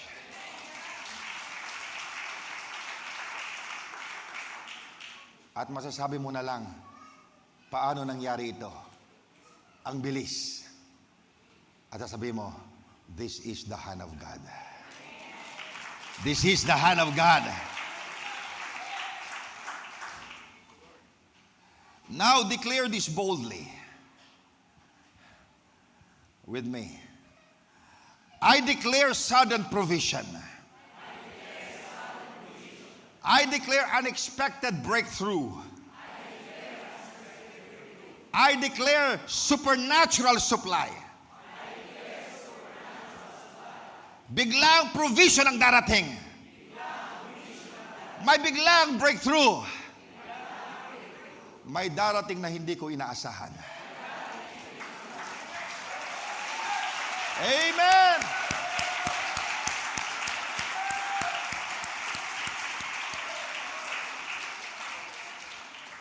And when God has spoken something over your life, hindi yan mababali, hindi mapipigilan, hindi na madidelay. It shall come to pass. Now, dito sa verse 16 na binanggit natin, okay, nang kinuha nila mga supply, bumaba ang presyo ng bilihin. Sabi dito, okay, yung fine flour was sold for a shekel and 2 measures of barley for a shekel. Anong sabi dyan? According to the word of the Lord. According to the word of the Lord. Now, huwag mong kalimutan yan. The miracle did not happen randomly. Okay? The breakthrough was not by chance. It happened because God spoke it. Amen? Bakit nangyari yung breakthrough? Pagkat sinalita ng Diyos. Hindi lang basta nangyari. Hindi coincidence. It happened because God spoke it. So when God releases a word, He releases the provision to fulfill it. Kapag ang Diyos ay nagsalita, kasama ang salita niya, o kasama ng salita niya, ang provision para dito. So if God has spoken, provision is coming. Amen. Supply is coming. Breakthrough is coming. Hindi baka, sigurado. Amen. Hallelujah. Do you believe that? Buhay ang ating Diyos. Walang imposible sa Diyos. And let me declare this over you right now. What has been tight will open. What has been delayed will move. What seemed impossible, God will make possible. And I declare, sudden doors will open. Unexpected provision will come. Supernatural supply will locate you. Amen.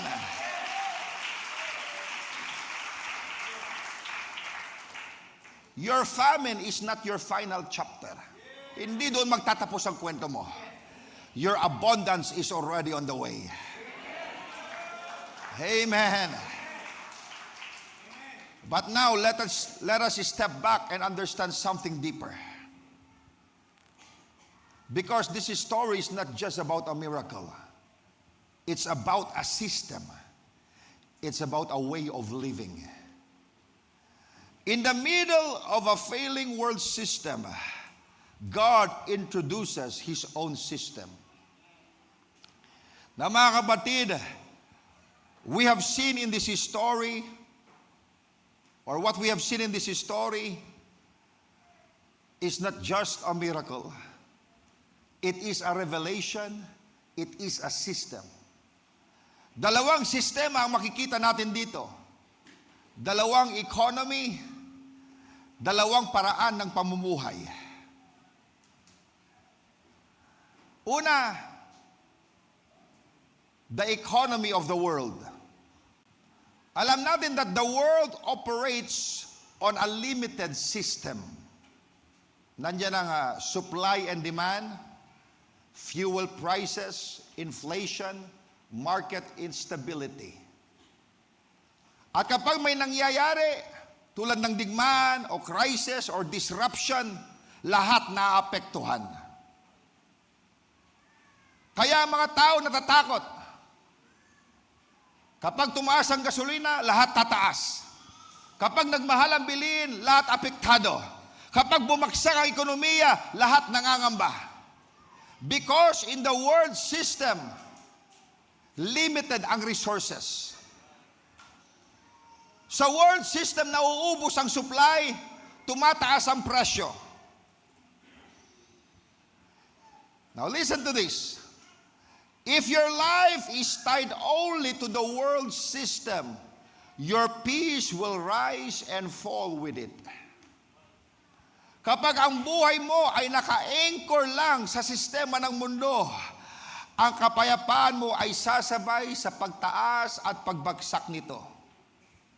Ayan ang ayan ang economy ng mundo. Man's system. But there is another economy. Bilang mananampalataya, we are not limited to the system of the world. we belong to another economy. What is that economy? God's economy. Amen. I may be in this world, but I am not limited by its economy. Maraming nasa mundo ako, pero hindi ako limitado sa sistema nito. You may live in this world, but your source is not the world. Amen. Ang source natin ang Panginoon. Anong sabi sa Psalm 23 verse 1? The Lord is my shepherd, I shall not want. Can you believe that? Alam niyo ang ibig sabihin ng I shall not want? Sa ibang translation, I do not lack. Or I shall not lack. Why? Pagkat yung shepherd mo, ipoprovide niya ang pangangailangan mo. Philippians 4:19, my God shall supply all your need. Psalm 37:19, in the days of famine, they shall be satisfied. Naniniwala ba kayo? Salita ng Diyos yan, hindi yan salita ni pastor yan. Amen. The world says there is not enough, but God says, I am more than enough. The world says resources are running out, but God says, I am your source. The word says prepare for lack. Amen. God says expect for provision. Hindi ko kayo pababayaan. Mga kapatid, my supply is not tied to fuel prices. Ang supply ko hindi nakadepende sa presyo ng gasolina. My provision is not limited by inflation. My source is not the world. My source is God. Amen. Look at a story in Genesis 26. It was a time of famine sa panahon ni Isaac. Panahon ng tagutom. Pero sabi sa Bible, in the times of famine, si Isaac, nagsow siya in the times of famine. And God gave him a great harvest. God gave him 100-fold harvest. Could you imagine that? In times of famine, God was blessing the work of the hand of Isaac. Amen. In times like this, mga kapatid, God can bless the works of your hand. Si Elijah, in times of famine, sabi ng Panginoon, pumunta ka doon sa Brook of Cherith, doon ka kukuha na yung iinumin. At huwag ka mag-alala. Amen. Sa iyo kakainin. Magpapadala ko ng food panda. May delivery si Elijah. Nagpadala ang Panginoon ng raven. Umaga at gabi, walang paltos. Hindi late. Yung food panda, nalilate pa. Ito, hindi siya natatraffic. Tama ang timing niya. Umaga darating yung raven. May dalang tinapay. Amen. May dalang karne. Kakain si Elijah. Sa gabi na naman, dinner na. Darating na yung raven. Alam niyo ang raven, mga kapatid, ang raven, kumakain din niya ng tinapay. Kumakain din niya ng karne. Pero nang pinadeliver ng Diyos kay Elijah, sabi niya, hindi para sa'yo yan, ha? Para kay Elijah yan, exclusive yan. Mga kapatid, kung para sa'yo, walang pwedeng kumuha. Pag itinalaga ng Panginoon sa'yo yan. Bagamat naamoy ng raven, yung bread at meat, hindi niya pwedeng galawin. Pagkat ito ay para lang kay Elijah. Amen! Na ang Israel lumabas sa Egypt. Nandun sila sa ilang, a place where there's a scarcity of food and water. Pero pinakain sila ng Panginoon araw-araw. Araw-araw merong mana na bumabaksak para kanilang kainin. Could you imagine more than 2 million pinapakain ng Panginoon araw-araw? Sabi ko nga sa inyo, sa mga catering services ngayon, 10,000 lang na pakain, nakakandarapan na sila. Pero ang Diyos, araw-araw, more than 2 million. Amen! Kaya nga sabi ko, every day is a miracle. Ang taas ng gasolina, bakit nandito pa rin kayo? Dumadalo pa rin kayo? Every day is a miracle. Mataas yung gasolina, yung Baguio Church nandito pa rin. Amen. Salamat sa Panginoon. Nakita natin si Isaac, si Elijah, ang Israel. Different situation, but the same truth. That God always provides for His people. Now mga kapatid, God's economy does not depend on location. Naniniwala kayo dyan? Na kahit nasa third world country tayo, kaya tayong i-sustain ng Panginoon. Because God's economy does not depend on location. Sa ilang, sa wilderness, napakain niya ang more than 2 million. Because God can make a river pass through a desert.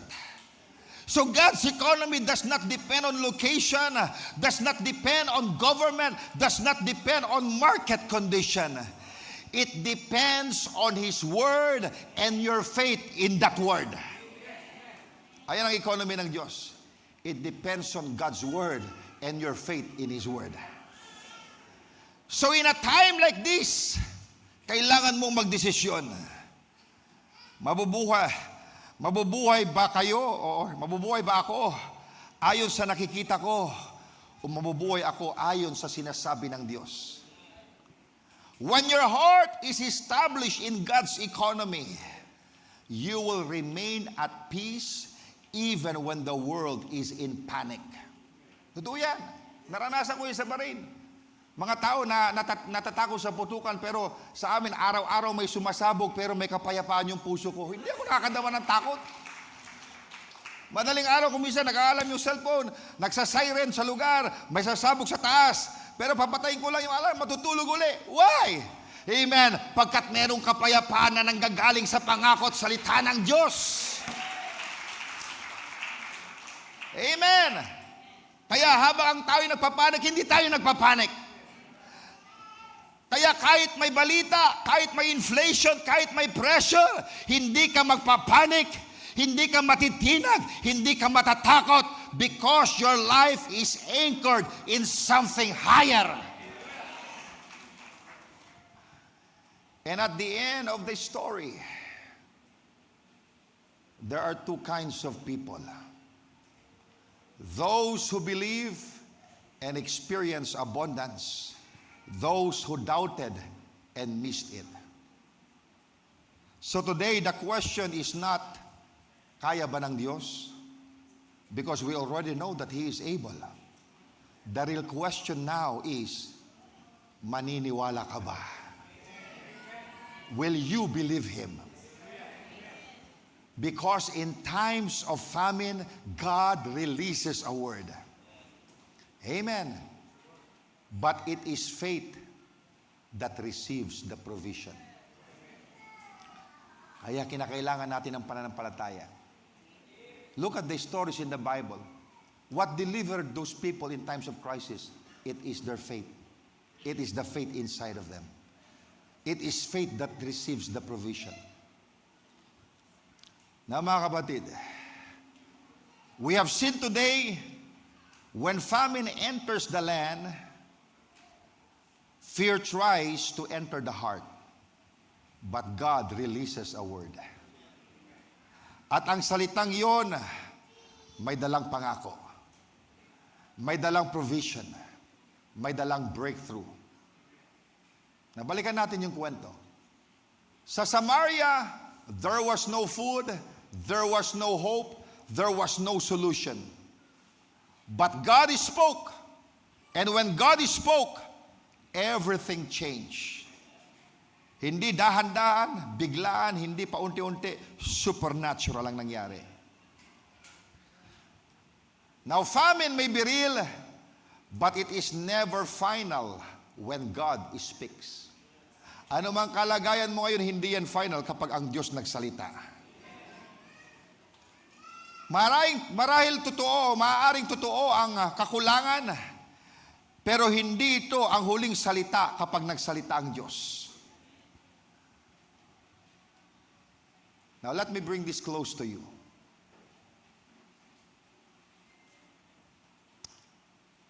May mga tao rito ngayon, you feel pressure. You feel uncertainty. You're thinking about tomorrow. Marahil hindi mo sinasabi sa iba, pero sa puso mo, kasya pa ba ito? Paano na kami? Lord, tutulungan mo pa ba ako? Now listen carefully. Hindi aksidenteng nandito ka ngayon. God sent His word to you. Hindi lang para turuan ka, kundi palakasin ka. Patatagin ka at ipaalala sa iyo na hindi ka niya pababayaan.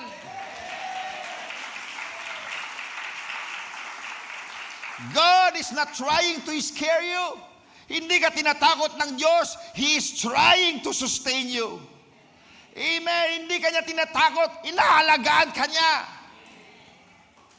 Naniniwala ba tayo dyan? Kaya tayo mga hindi tayo natatakot. Sino natatakot dito? Kahit lumalap ang sitwasyon, buhay pa din ang ating Diyos.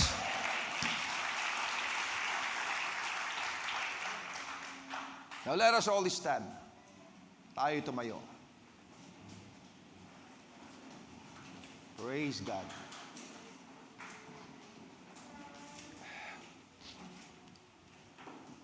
Now, I want you to do something right now. Kung ikaw ay nandito at nararamdaman mo ang pressure, o kung meron kang takot na kinikimkim,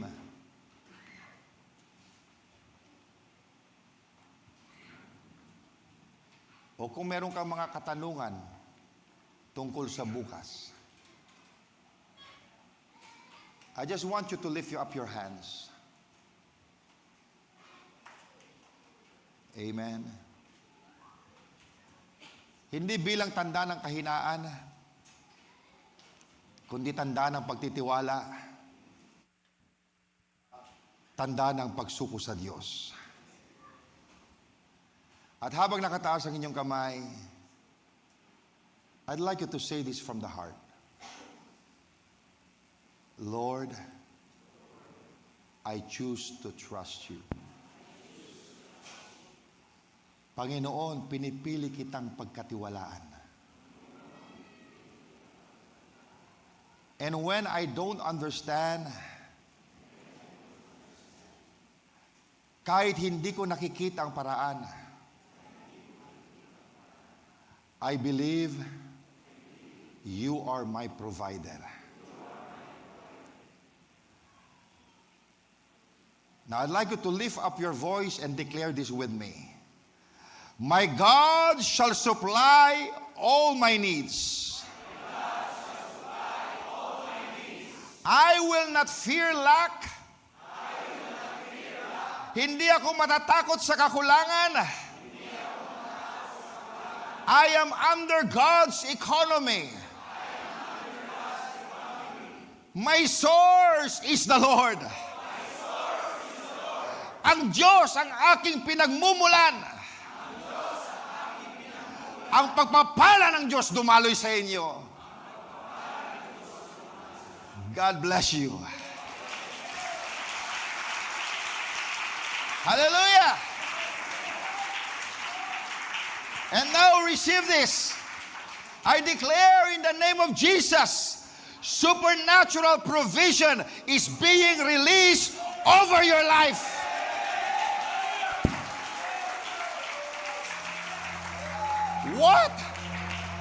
What has been tight will begin to open. What has been delayed will begin to move. And what seemed impossible, God will make possible. I declare unexpected channels, unexpected provision, unexpected breakthrough. Hear the word of the Lord. There shall be provision. Magkakaroon ng supply. Hindi kayo pababayaan ng Diyos. Jesus. You will not go under. You will go through. You will not lack. You will be sustained by God. Because He is still the great Jehovah Jireh.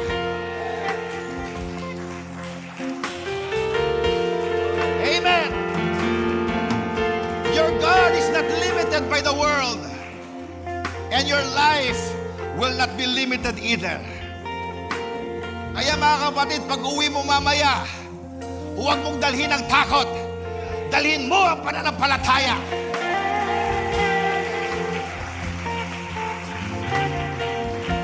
Huwag mong dalhin ang pangamba. Dalhin mo ang tiwala sa Diyos. Because the same God that provided in Samaria is the same God that will provide for you pagkat siya hindi nagbabago. Amen. Can we have another short declaration? In times of famine, my God will provide. Sa panahon ng kakulangan, ang Diyos ko ang magbibigay. Amen. God bless you. May the favor of God be with you. Hindi tayo pababayaan ng Diyos.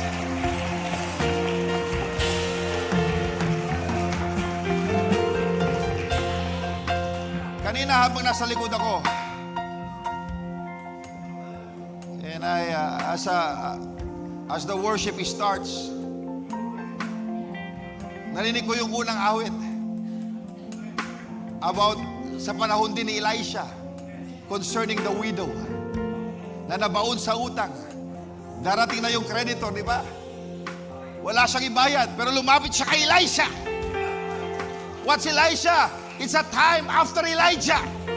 Lumapit siya kay Elisha at tinuruan siya ni Elisha kung anong kanyang gagawin. Why? Pagkat kinakailangan mabuksan lamang siya kung anong meron siya. Ano ba meron ka? Meron akong langis. Ano ang langis? Espiritu Santo ng Panginoon. My goodness! Nagpo-problema ka, may langis ka. Kung may langis ka, you have everything. Anong kinakailangan gawin lang ni Elisha? Buksan lamang yung babae kung anong meron siya at kung paano gamitin anong meron siya. Mga kapatid, ang Espiritu Santo nandito. Amen. Concerned siya sa lahat ng ating pangangailangan. It's a widow, nothing. Pero lumapit siya sa man of God. Hallelujah.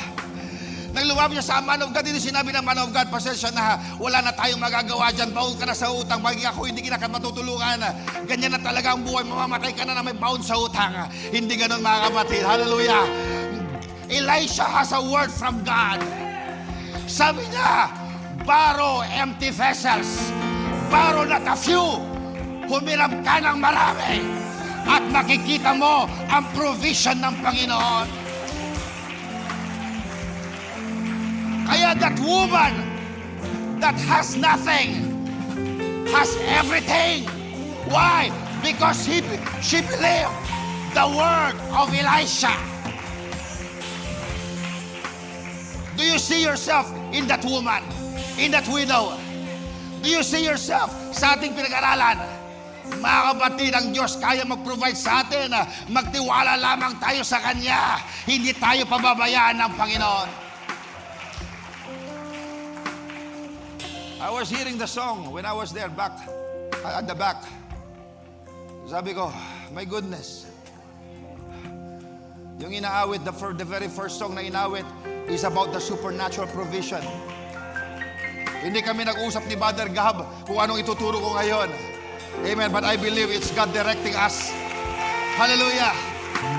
It was also in the time of Elisha. Amen. Na lahat ng utang ng babae, binayaran ng Diyos. A widow, nothing. Pero ang Diyos, provider siya. Hallelujah. God bless you, brother. Kab, halika dito. Let us sing that song.